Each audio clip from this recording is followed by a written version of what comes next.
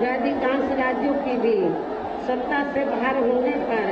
यही कांग्रेस पार्टी खासकर दलितों, आदिवासियों व अन्य पिछड़े वर्गों के वोटों की खातिर आए दिन किस्म किस्म की नाटकबाजी करती रहती है, जबकि इन वर्गों के व अन्य और मामलों में भी इस पार्टी की सच्चाई तो ये है कि कांग्रेस पार्टी जब सत्ता में आसीन होती है और इनके अच्छे दिन होते हैं तो तब इस पार्टी को इन वर्गों का विकास व उत्थान आदि याद नहीं आता है तथा न ही इनको महिलाओं की भी भागीदारी याद आती है। इतना ही नहीं बल्कि इस पार्टी के बाद खासकर यहाँ सपा व बीजेपी आदि की बनी सरकार में भी यूपी की जनता अधिकांश मामलों में काफी ज्यादा दुखी रही है। सपा की सरकार में तो ज्यादातर यहाँ गुंडों, बदमाशों, माफियाओं, अराजक तत्वों व सरेआम लूट खसोट करने एवं दंगे फसाद आदि कराने वालों का ही राज रहा, जिसकी खास वजह से ही इस सरकार में हमेशा यहाँ तनाव की स्थिति बनी रही है। प्रदेश में विकास के कार्य भी ज्यादातर यहाँ एक विशेष क्षेत्र व एक विशेष समुदाय के लोगों तक ही सीमित होकर रह गए हैं। खासकर दलितों व अति पिछड़े वर्गों के लोगों को हमारी सरकार ने जो अनेकों सुविधाएं दी थी तो उन्हें भी सपा सरकार ने ज्यादातर खत्म कर दिया है। साथ ही इनके संतों, गुरुओं व महापुरुषों के आदर सम्मान में हमारी सरकार द्वारा जनहित की अनेकों योजनाओं के व नए बनाए गए जिलों के तथा यूनिवर्सिटी व पार्क आदि के जो नाम रखे गए थे तो उन्हें भी अधिकांश सपा सरकार ने बदल दिया है। इस प्रकार से इनके प्रति ये है इनका असली प्रेम व सम्मान आदि, जबकि हमारी पार्टी तो इन मामलों को लेकर ये भी सोचकर चल रही थी कि सपा सरकार के हटने के बाद शायद बीजेपी की सरकार सपा के इन फैसलों को जरूर बदल देगी, लेकिन ऐसा नहीं किया गया, जिससे सपा की तरह ही बीजेपी सरकार की भी इन वर्गों के प्रति तथा इनके संतों, गुरुओं व महापुरुषों आदि के प्रति भी हीन व जातिवादी मानसिकता साफ झलकती है। इसलिए चुनाव में खासकर इन वर्गों के लोगों को सपा के साथ साथ बीजेपी को भी सत्ता में आने से जरूर रोकना है। इसी प्रकार भाजपा सरकार की भी नीतियां व कार्यशैली अधिकांश यहाँ जातिवादी, पूंजीवादी एवं आरएसएस के संकीर्ण एजेंडे को ही लागू करने पर टिकी रही हैं, जिससे प्रभावित एवं शिकार हुए लोगों का इस सरकार में सही से विकास व उत्थान आदि नहीं हो सका है। साथ ही इनका हर स्तर पर काफी ज्यादा शोषण व उत्पीड़न आदि भी किया गया है। धर्म के नाम पर हमेशा यहाँ तनाव व नफरत आदि का वातावरण बना रहा है। प्रदेश में अपराध भी काफी ज्यादा बढ़े हैं। खासकर दलित, अकलियत व महिलाएं आदि भी इस सरकार में कतई भी सुरक्षित नहीं रही हैं, लेकिन मीडिया में इनके सही आंकड़ों को ज्यादातर दबा दिया जाता है। इसके अलावा प्रदेश में गरीबों, मजदूरों, बेरोजगारों व अन्य मेहनतकश लोगों के साथ साथ दलितों, आदिवासियों, पिछड़े वर्गों, मुस्लिम एवं अन्य धार्मिक अल्पसंख्यक समाज के लोगों के हित व कल्याण के लिए वर्षों से जो भी यहाँ सरकारी योजनाएं चल रही थी तो उनका भी इन्हें वर्तमान भाजपा सरकार में सही से पूरा लाभ नहीं मिल पा रहा है। साथ ही दलितों व पिछड़ों को भी अब आरक्षण का पूरा लाभ नहीं मिल पा रहा है, क्योंकि अब इस सरकार में भी ज़्यादातर सरकारी कार्य प्राइवेट सेक्टर के जरिए ही कराए जा रहे हैं, जिसमें इनके लिए आरक्षण की कोई भी व्यवस्था नहीं है। सरकारी नौकरियों में भी इनका आरक्षण का कोटा पूरा नहीं किया जा रहा है। मुस्लिम व अन्य धार्मिक अल्पसंख्यक समाज के लोगों के साथ तो बीजेपी की सरकार में अधिकांश यहाँ सोतेला व पक्षपात वाला रवैया ही अपनाया गया है। विशेषकर मुस्लिम समाज तो इस सरकार में हर मामले में सबसे ज्यादा दुखी रहा है, जबकि यहाँ प्रदेश में मुस्लिम के अलावा भी बड़े बड़े माफिया हैं। जबकि यहाँ प्रदेश में मुस्लिम के अलावा भी बड़े बड़े माफिया हैं, जिन पर बीजेपी की सरकार का अभी तक भी बुलडोजर व हथौड़ा आदि नहीं चला है। ये सब इनकी संकीर्ण मानसिकता नहीं है तो और क्या है। इसलिए इनके इसी पक्षपात वाले रवैये से दुखी होकर ही यहाँ का मुस्लिम समाज खासकर बीजेपी व आरएसएस से काफी नफरत करता है तथा न ही इनको अपना वोट देना पसंद करता है। इतना ही नहीं बल्कि इस बार तो बीजेपी की सरकार में अपर कास्ट समाज में से विशेषकर प्रबुद्ध वर्ग में भी ब्राह्मण समाज हर मामले में अपने आप को काफी ज्यादा उपेक्षित महसूस करता रहा है। इसके अलावा इनकी गलत आर्थिक नीतियों के कारण यहाँ गरीबी, बेरोजगारी व महंगाई आदि भी काफी ज्यादा बढ़ी है। इसके साथ साथ उत्तर प्रदेश सहित पूरे देश के किसान भी केंद्र सरकार की गलत नीतियों के कारण काफी ज्यादा दुखी व परेशान रहे हैं और अभी भी हैं। साथ ही प्रदेश में बेरोजगार लोगों को रोजगार नहीं मिलने के कारण ही ज्यादातर इनको इस सरकार में भी पलायन करना पड़ा है, जबकि इस मामले में बसपा सरकार में कभी भी पलायन नहीं हुआ है, क्योंकि बीएसपी की रही सरकार में जहां बेरोजगार लोगों को काफी रोजगार दिए गए हैं। और मैं आप लोगों को ये विश्वास दिलाना चाहती हूँ कि जब इस बार बीएसपी के नेतृत्व में सरकार बनेगी तो आप लोगों को यहाँ से पलायन नहीं करना पड़ेगा।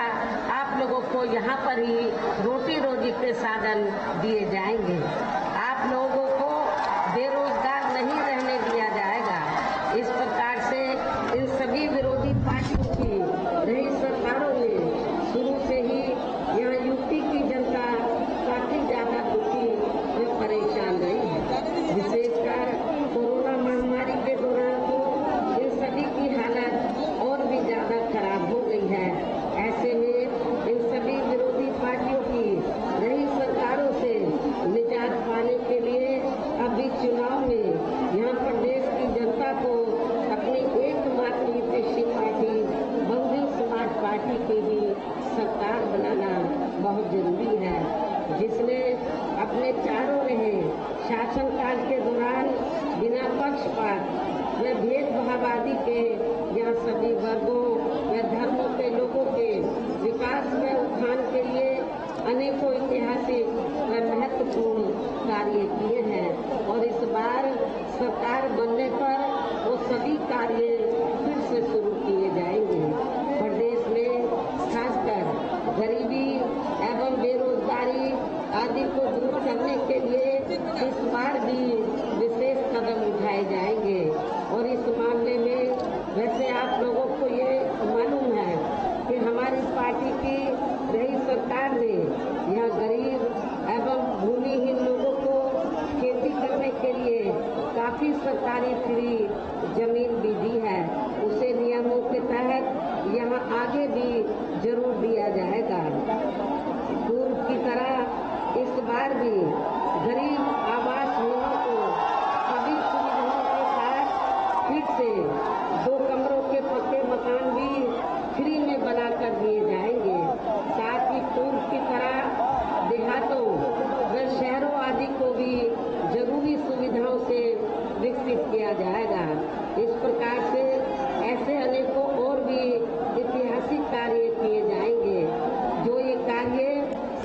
किए जाएंगे। साथ ही किसानों को भी किसी भी मामले में निराश नहीं होने दिया जाएगा। इतना ही नहीं बल्कि दलित एवं अन्य पिछड़े वर्गों में जन्मे अपने महान संतों, गुरुओं व महापुरुषों आदि के आदर सम्मान में आगे भी कोई कमी नहीं आने दी जाएगी। इसके अलावा आपके आजमगढ़ मंडल की जो भी यहाँ स्थानीय समस्याएं होंगी तो उन्हें भी दूर करने का पूरा प्रयास किया जाएगा। इसके साथ साथ केंद्र व यूपी सरकार के भी विवादित नियमों व कानूनों को यहाँ लागू नहीं होने दिया जाएगा। इसके साथ ही बीएसपी की सरकार बनने पर यहाँ बीजेपी व सपा आदि के शासनकाल की तरह कानून व्यवस्था को किसी भी कीमत पर खराब व लचर नहीं होने दिया जाएगा तथा हर स्तर पर यह कानून द्वारा कानून का राज कायम किया जाएगा। जाति व धर्म के आधार पर यहाँ लोगों का किसी भी प्रकार से शोषण व उत्पीड़न आदि नहीं होने दिया जाएगा, जैसा कि वर्तमान भाजपा सरकार में हो रहा है। खासकर कानून व्यवस्था को बेहतरीन बनाने के लिए विशेष अभियान के तहत जाति व दलगत राजनीति से ऊपर उठकर यहाँ गुंडों, बदमाशों, माफियाओं व अन्य अपराधी एवं अराजक तत्वों को भी जेल की सलाखों के अंदर ही भेजा जाएगा, जहाँ मेरी सरकार में इनकी जेल के बाहर नहीं बल्कि जेल के अंदर ही सही जगह होती है। इतना ही नहीं बल्कि वर्तमान भाजपा सरकार ने जाति, धर्म व राजनीतिक द्वेष की भावना के तहत जिन लोगों को खासकर धरना प्रदर्शन आदि के नाम पर जबरदस्ती गलत धाराओं में फंसाकर उन पर अनेकों केस चलाए हुए हैं, तो उन मामलों की भी सही से जांच करा के उनके केस भी खत्म कर दिए जाएंगे। इसके साथ साथ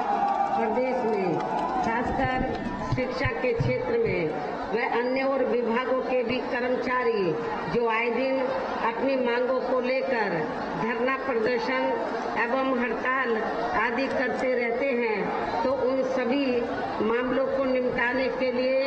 एक आयोग का भी गठन किया जाएगा और उनकी सही मांगों को मान लिया जाएगा, जिसमें कर्मचारियों की पुरानी पेंशन व्यवस्था को भी लागू करने का मामला शामिल है। पुरानी पेंशन व्यवस्था को लागू किया जाएगा। इनके अलावा सर्वजन हिताय व सर्वजन सुखाय को लेकर अन्य और भी जरूरी कार्य किए जाएंगे, लेकिन ये सभी कार्य करने के लिए इस चुनाव में यहाँ बीएसपी को सत्ता में लाना बहुत जरूरी है, जिसके लिए पार्टी के लोगों को वोट पड़ने तक यहाँ सभी विरोधी पार्टियों के साम, दाम, दंड भेद आदि हथकंडों से भी जरूर सावधान रहना है। और इस मामले में विरोधी पार्टियां चुनाव होने से कुछ समय पहले व चुनाव के दौरान भी अपने अपने पक्ष में हवा बनाने के लिए खासकर मीडिया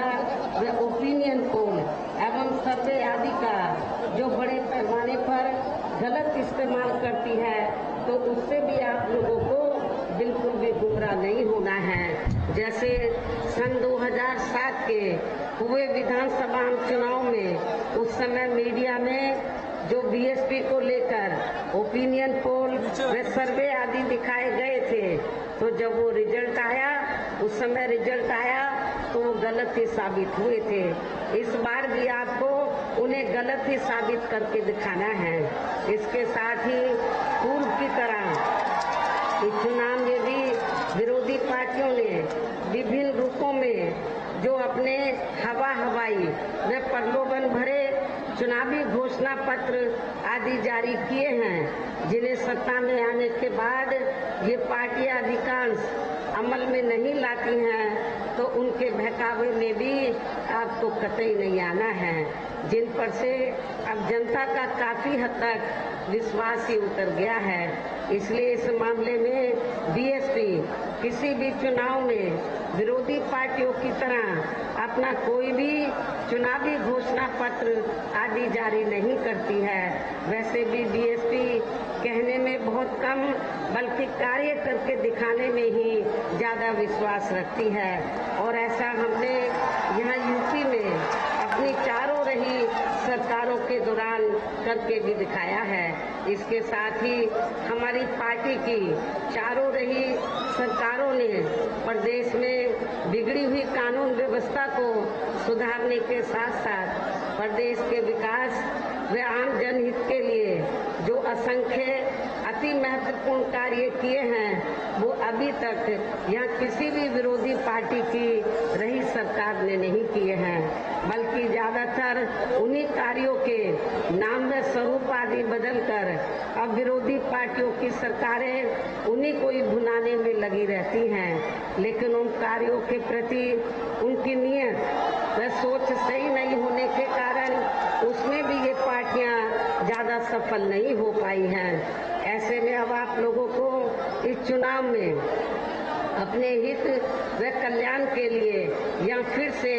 बीएसपी की सर्वजन हिताय व सर्वजन सुखाय की नीतियों पर आधारित सरकार बनाना बहुत जरूरी है। और इसके लिए अपनी पार्टी के लोगों को वोट पड़ने वाले दिन सबसे पहले सुबह उठते ही व समय से अपने अपने पोलिंग बूथों पर अपना वोट डालने के लिए जरूर जाना है। और इस मामले में हमारी महिलाएं जो बड़ी तादाद में यहाँ मुझे सुनने के लिए आई हैं वो भी पीछे नहीं रहेंगी, पुरुषों से आगे निकलकर अपना एक एक वोट वो जरूर डालेंगी। इसके साथ ही आपका वोट अन्य कोई व्यक्ति ना डाल सके इसका भी आप लोगों को खुद ही ध्यान रखना है। इसके साथ साथ अपनी पार्टी का कोई भी वोट पड़ने से ना रह जाए तो उसका भी पार्टी की हर पोलिंग बूथ की कमेटी को विशेष ध्यान रखना है। और अब मेरी बीएसपी के लोगों से यही अपील है कि हमारी पार्टी ने यहाँ आपके आजमगढ़ मंडल में जिन भी विधानसभा की सीटों पर अपने उम्मीदवारों को चुनाव के मैदान में उतारा है, जो यहाँ के बीच में मौजूद भी हैं, तो उन्हें अब आप लोगों को वोट वाले दिन अपनी पार्टी के हाथी चुनाव चिन्ह के सामने वाले बटन को दबा के जरूर कामयाब बनाना है। और फिर से आपको यहाँ सन 2007 की तरह ही बीएसपी की अपनी पूर्ण बहुमत की सरकार जरूर बनाना है। तभी फिर प्रदेश में अमन चैन कायम होने के साथ साथ यहाँ सभी धर्मों व वर्गों के लोगों का सही से विकास व उत्थान आदि हो सकता है। साथ ही यहाँ अन्याय, अपराध, भय व भ्रष्टाचार मुक्त एवं विकास युक्त वातावरण भी पैदा हो सकता है। और तभी फिर यहाँ परम पूज्य बाबा साहब डॉक्टर भीमराव अंबेडकर एवं मान्यवर श्री कांशीराम जी आदि का भी सपना सही साकार हो सकता है। इस उम्मीद के साथ ही अब मेरा यही कहना है कि अब आप लोगों को हर पोलिंग बूथ को जिताना है, बीएसपी को सत्ता में लाना है। हर पोलिंग बूथ को जिताना है, बीएसपी को सत्ता में लाना है। और ऐसा आप लोग जरूर करेंगे, जबकि इसका या बहुत पहले से ही सपा मुखिया श्री अखिलेश यादव को भी ये एहसास था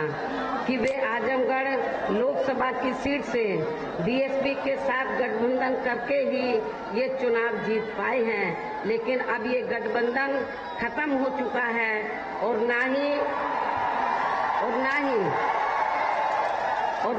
अब वे अपने नए बनाए गए गठबंधन के उन साथियों की मदद से भी ये चुनाव जीत सकते हैं, जिनके एक मुखिया खुद ही यहाँ से मैदान छोड़कर अब वे वाराणसी मंडल में जाकर ये चुनाव लड़ रहे हैं। इसलिए ही सपा मुखिया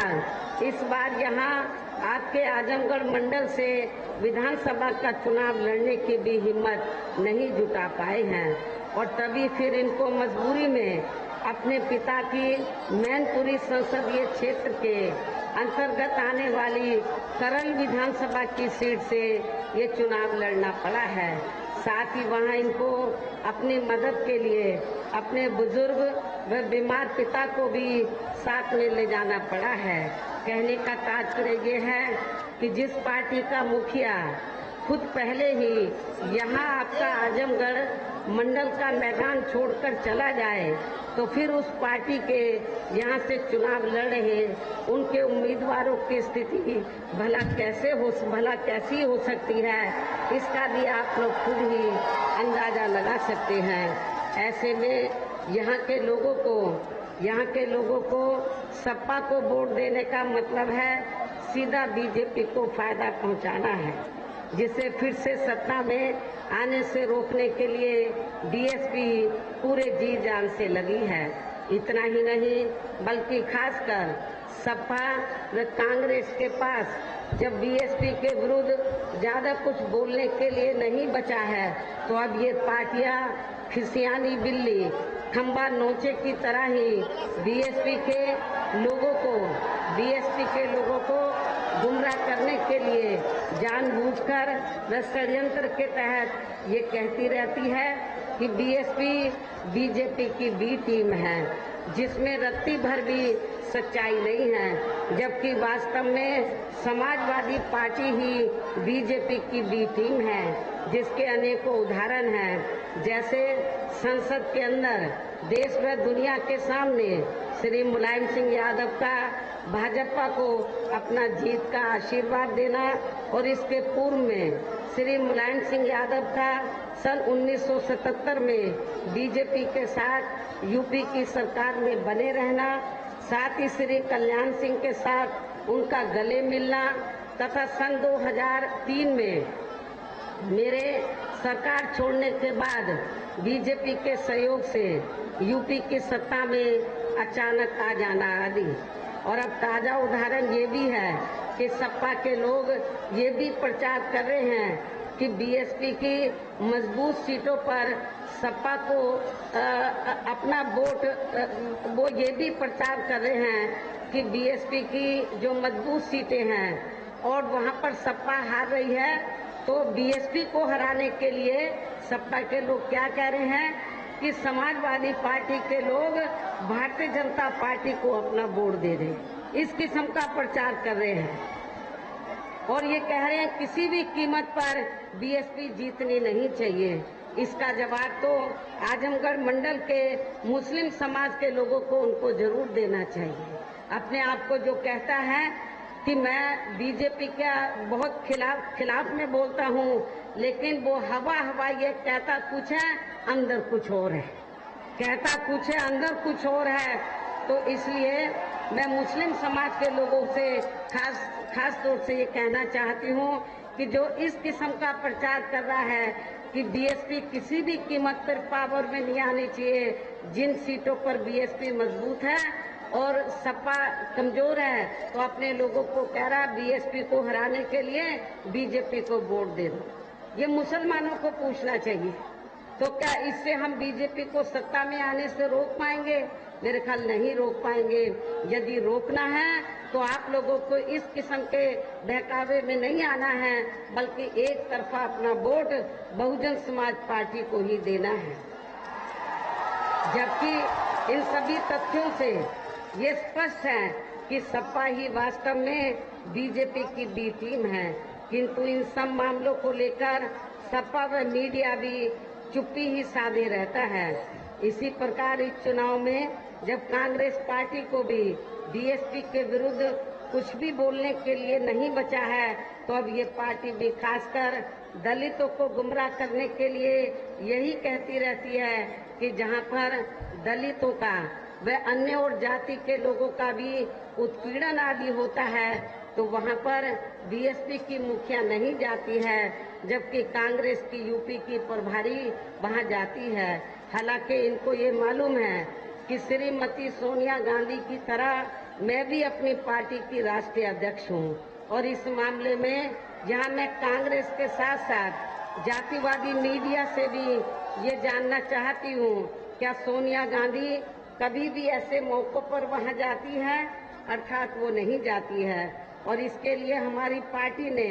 कांग्रेस की यूपी की प्रभारी की तरह यहाँ बड़ी संख्या में ऐसे पदाधिकारी व नेता आदि तैयार कर दिए हैं जो दलितों व अन्य वर्गों के लोगों पर कोई भी अत्याचार होते ही वे तुरंत ही वहां उनकी मदद के लिए पहुंच जाते हैं और वे कांग्रेस व अन्य पार्टियों की तरह मीडिया आदि में जाकर नाटकबाजी नहीं करते हैं। इस प्रकार से इन सब बातों को ध्यान में रखकर अब आप लोगों को इस चुनाव में खासकर यहाँ जातिवादी मीडिया से तथा इस किस्म के दोहरे चरित्र रखने वाली पार्टियों से भी जरूर सावधान रहना है और इस चुनाव में अपनी पार्टी को ही कामयाब बनाना है। और अब अंत में मेरा ये भी कहना है कि मुझे सुनने के लिए पहुंची आपकी ये अपार भीड़, व भीड़ के जोश को भी देखकर ऐसा लग रहा है कि आज से उन लोगों की भी नींद जरूर उड़ जाएगी जो अपने स्वार्थ में बीएसपी को दगा देकर दूसरी पार्टियों में चले गए, जो अपने स्वार्थ में बीएसपी को दगा देकर दूसरी पार्टियों में चले गए हैं और अब वे ज्यादातर सपा की साइकिल पर सवार होकर बड़े बड़े सपने भी देख रहे हैं। लेकिन इस बार उनका ये सपना जरूर चकनाचूर हो जाएगा, ऐसा मुझे आप लोगों के ऊपर पूरा भरोसा भी है। इतना ही नहीं बल्कि आपका पूर्वांचल का ये आजमगढ़ मंडल आज ये भी संदेश दे रहा है, ये लाखों की भीड़ ये भी संदेश दे रहा है कि इस बार चुनाव में पूरे पूर्वांचल से बीएसपी ही नंबर 1 की पार्टी बनकर उभरी। पूरे पूर्वांचल से